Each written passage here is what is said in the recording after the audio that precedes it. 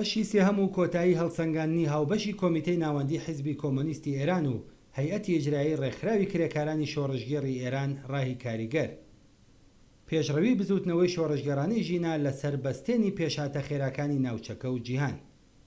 شەشەم، کوژرانی دوو کەس لە گەندەڵترین جەلادەکانی دەستگای قەزایی ڕژیم.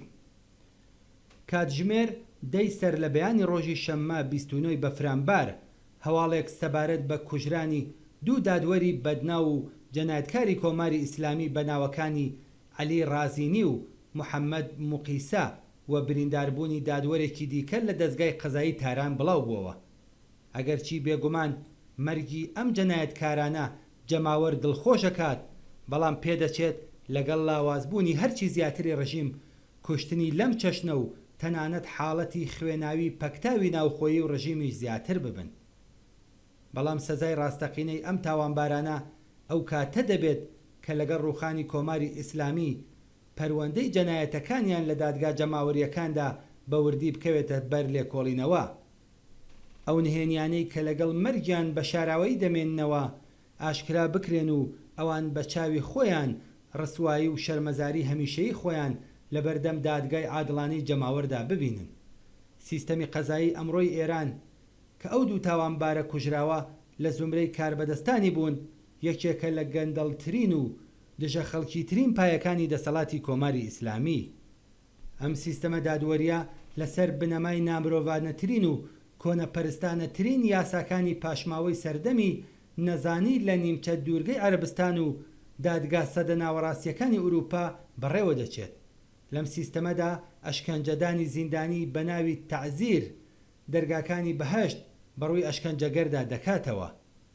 دەستڕێژکردنە سەر کچان بەر لە سێدارەدان پاداشتی قیامەتە. گەندەڵی لەم سیستەمە بەناوداد پەروەرە ئیسلامیەدا کە یەکێکە لە پایەکانی ئەم ڕژیمە ڕیشەی داکوتاوە. بۆگەنی گەندەڵی لەم دەسەڵاتەدا بە جۆرێک وڵاتی داگرتووە کە نەک کوشتنی رازینی و موقیسا بەڵکو تەنیا لافاوی شۆڕشی جەماوەر دەتوانێت بیشواتەوە. حەوتەم، لەم کاتە چارەنووسسازەی ئێستەدا چەب لەکوێدا وەستاوە؟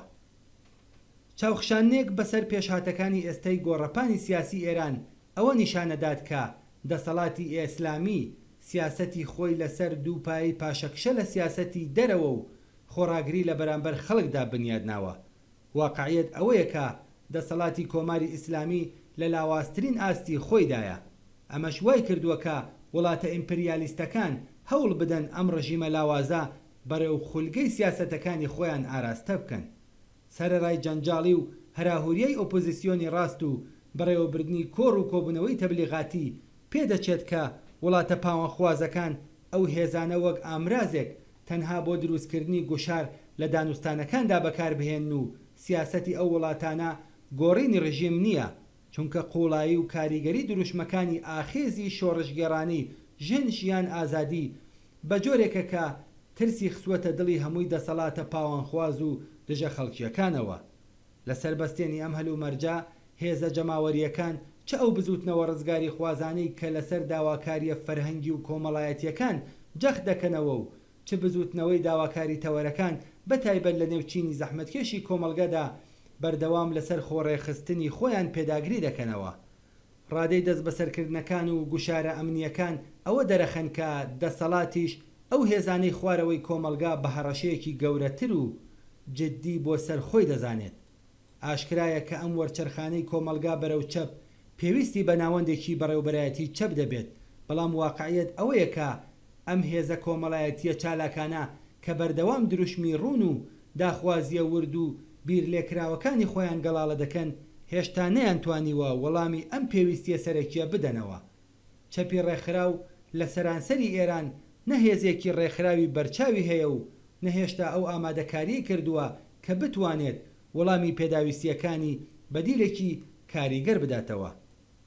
ئەم کێشەیە کاتێک بەرچاو دەبێت کە هێزە مەیدانیەکانی ناوخۆی وڵات چ ئەوانەی کە لەسەر داواکاریە فەرهەنگی و کۆمەڵایەتی و ئازادیە مەدەنیەکان جەخ دەکەنەوە، چ ئەوانەی کە داواکاریە چینایەتیەکان بەرەو پێش دەبن بۆ ڕێکخستنی هەرچی زیاتری خۆیان لە هەموو کاتێک زیاتر هەز بە پێویستی ئازادیەکان و جێگرکردنی دموکراسیەکەن.